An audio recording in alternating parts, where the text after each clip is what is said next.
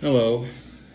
Carl, this is my first read with my scene with my actors. We have Catherine as Bella, and we have Chance as Christopher.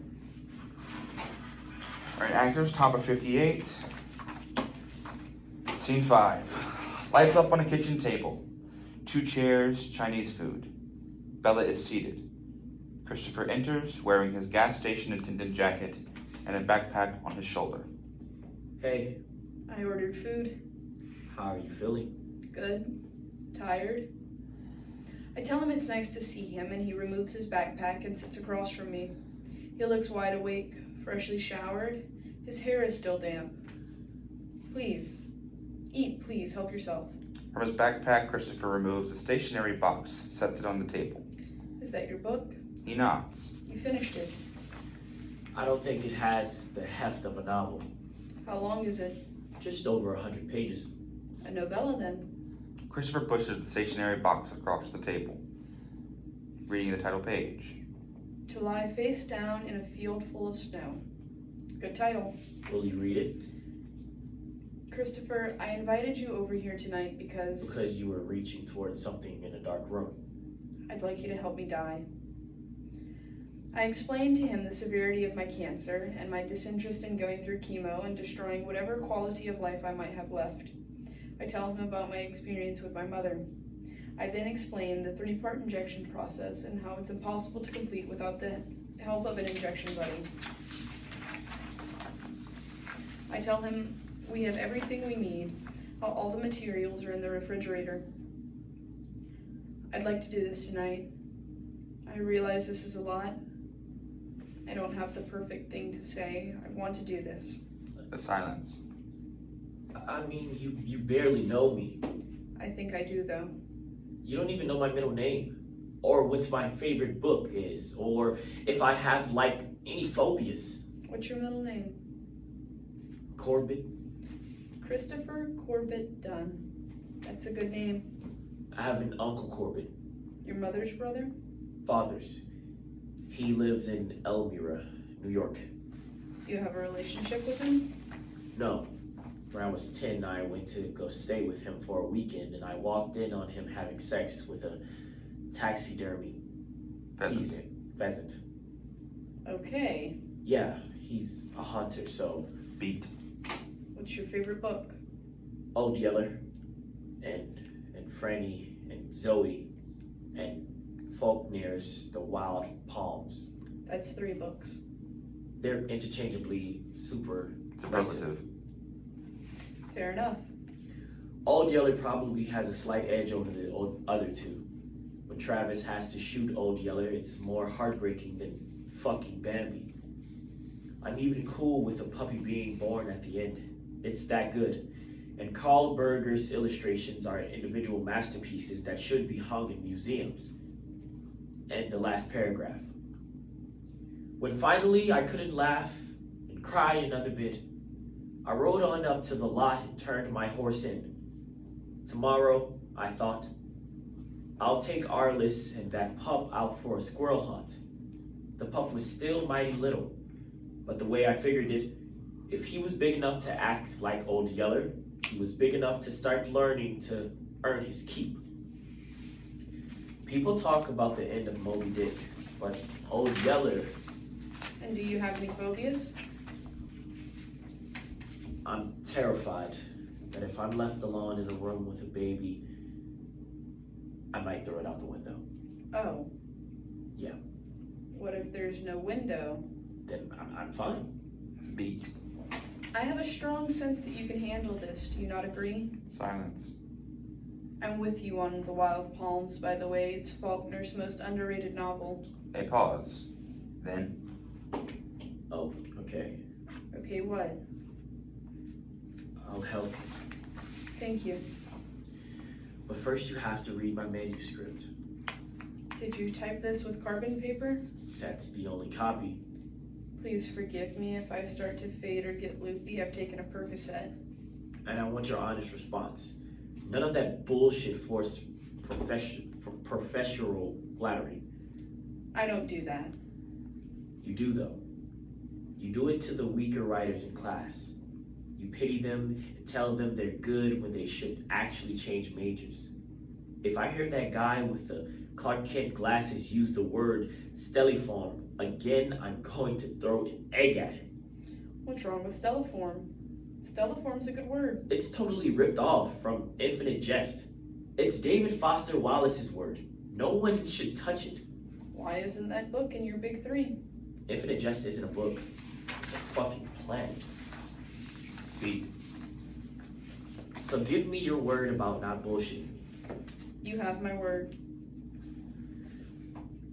It's written in first person present tense, in the Yale student's voice. After their meal at Arturo's, on their way to the St. Mark's Hotel, Shane and Christopher stop at a nearby gift shop, where Christopher purchases a large Statue of Liberty paperweight, a souvenir for his mother who he plans on going to visit after attending the play at the Atlantic Theater. Like his author, narrator Christopher is from Vermont, and his mother, who he tells Shane is agoraphobic, lives in a modest house in Burlington. As Christopher and Shane get settled into their fourth floor hotel room, whose lone window overlooks the Bowery, there is a long section of dialogue during which Shane reveals that he is the father of an infant son, whom he refers to as his little Golden State Warrior. While Christopher unpacks his few belongings and sets his toiletries on a small shelf in the bathroom, it starts to rain. From the bathroom, I can hear the rain pelting our hotel room window. It sounds like soft gravel being thrown at a hated neighborhood house. Shane confesses that he's been having a hard time with Kimmy, his girlfriend and the mother of his child, who is back in New Haven, where they live in the basement of Kimmy's mother's house. So, you weren't actually planning on meeting a girl, Christopher says from the bathroom. Nah, Shane's admit from the bed. I just needed to get my ass out the house for a minute. Later, Shane is in the bathroom and Christopher is on the bed. While Shane is washing his face and reciting some Vince Staples lyrics, Christopher approaches the bathroom, clutching the Statue of Liberty paperweight, and he strikes Shane over the back of the head and continues striking him until his brains spill out through two competing orifices. After Christopher cleans the mess in the bathroom, he arranges Shane on the bed and places two folded towels under the wounds in the back of his head. He frisks the pockets of Shane's puffy coat and finds his iPhone, the earbuds, and most surprisingly, a knot of several 20s secured with a rubber band. He dons Shane's Boston Red Sox cap, gathers his things, leaves the hotel, hails a cab, and heads across town to Penn Station, where he takes Amtrak north to Burlington, Vermont, for going to play at the Atlantic Theater. On the train, he discovers that Shane's iPhone doesn't require a security code, and he scrolls through all of Shane's contacts and looks at photos of his son and girlfriend and listens to a playlist of Shane's favorite rap songs. Back home in Burlington, he has Thanksgiving dinner with his mother and tells her about his early weeks at Yale, where he is especially enjoying a creative writing class. He also likes his statistics seminar, and he may have a crush on a girl who he keeps running into at the library. His mother is so glad he's decided to come home. She's terribly lonely, as it turns out, and before he leaves, he gives her the Statue of Liberty paperweight, which he was sure to thoroughly scrub with soap and water. His mother is so moved by the gift, she cries, and cries, and cries. She's never been to New York City, after all. She's only dreamed of it. When Christopher returns to New Haven, he doesn't attend his classes, but rather tracks down Shane's girlfriend, Kimmy, who works at the local grocery store as a checkout clerk. He approaches her register with a quart of milk and introduces himself and asks her to coffee.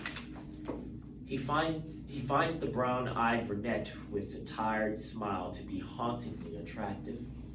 Kimmy agrees to meet him, and over coffee they quickly connect, and she tells Christopher about her missing boyfriend, Shane, whom she believes ran away.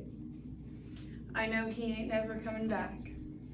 She tells Christopher when he walks her home. That boy never had no business being a father. Before they say goodnight, they exchange phone numbers. Christopher and Kimmy see each other several more times, and within a month, Christopher has moved his few belongings out of campus housing and into the basement of Kimmy's mother's house, where he helps them raise Shane's infant son, whose name happens to be Billy. A week later, they leave Billy with Kimmy's mother while they attend a show at Yale University Student Art Gallery, where Christopher is drawn to a 20 by 20 painting of a man lying face down in a snowy field. The figure in the painting is described as wearing a jacket that's, quote, too thin for the weather, unquote. Shane's disappearance never resurfaces, and at the apparent height of Christopher's state of well-being and domestic bliss, in the middle of a snowy night, he walks out of Kimmy's mother's house. Where are you going? Kimmy asks as he's almost through the door. I just need some air. You'll freeze to death in that. I'll be okay. He kisses her on the forehead and walks away. The story ends with an ellipses. After a beat. Go on. Let me have it. It's very powerful, Christopher. The ending isn't right. It works. But do you think it's an actual ending? Why wouldn't... Oh, shit. Why wouldn't it be? I worry that it doesn't feel inevitable. You always talk about that in class. He walks out into the night. I think it's wonderfully interpretable. Do you think he's coming back? No. I tell him that his sentences are stunning, that his dialogue is sharp and essential. Sometimes you mix your metaphors, but even that feels honest because your narrator is a freshman who's also probably prone to mixing his metaphors. That's not intentional. Well, it works. It's clumsy. There's nothing clumsy about it. It's tragic and mysterious, and your prose is beautifully restrained. You managed to make me root for a murderer, and I can't explain why, yet his hard actions completely define him. He gives his mother the fucking murder weapon, and yet you never editorialize or beg my sympathy in any way. You're also pretty high. Just accept the fucking praise, Christopher. I accept. The next phase of the evening is cloudy, dreamlike. I remember carefully placing Christopher's manuscript back in its stationery box. I remember opening my refrigerator and removing the 3 clearly marked hypos from the butter cubby and giving Christopher a quick tutorial on their sequence. I remember him repeating this sequence back to me with a detached clinical authority. I remember asking him to help me to my bathroom because I'm now high on Percocet. I remember Christopher helping me lie down on my bed. I remember having cotton mouth and feeling like my face is plagued by a wolfish permanent grin.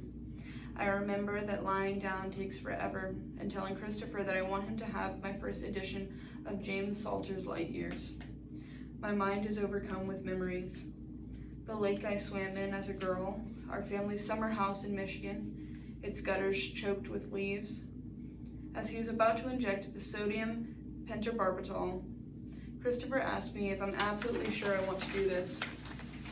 I'm absolutely sure, I say. He gives me my first injection. I feel the slightest burn pass through the back of my hand and enter my vein. I start to count to 30. 1, 2, 3. Each number is a building I must scale with my bare hands.